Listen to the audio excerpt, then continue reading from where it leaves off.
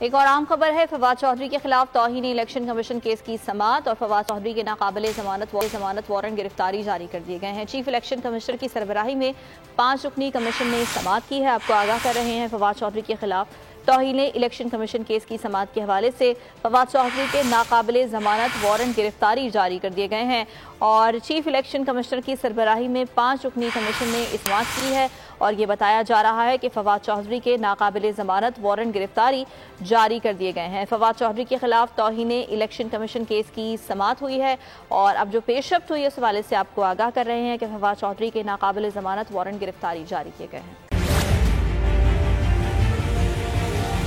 बड़ी ईद की बड़ी खुशियां, बोल ने निभाई अपनी सहाफती जिम्मेदारियां। कराची में ईद उल अजहा के मौके पर लियाकताबाद टाउन ऑफिस के साथ ही आलाइशों का ढेर लग गया है। सिंध सॉलिड वेस्ट मैनेजमेंट की टीम भी वहां पर मौजूद है। बड़ी ईद की खुशियों में भी बोल रहा सबसे आगे, सफाई मुहिम के लिए मुतालिका इदारों तक पहुंचाई आवाम की आवाज।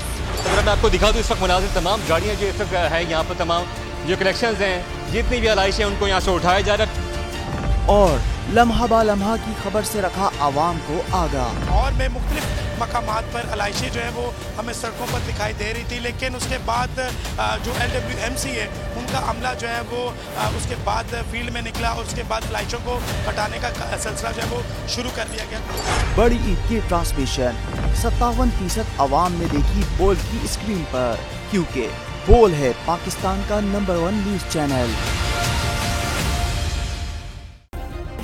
सब्सक्राइब करें और बेल दबाएं ताकि कोई खबर रह न जाए।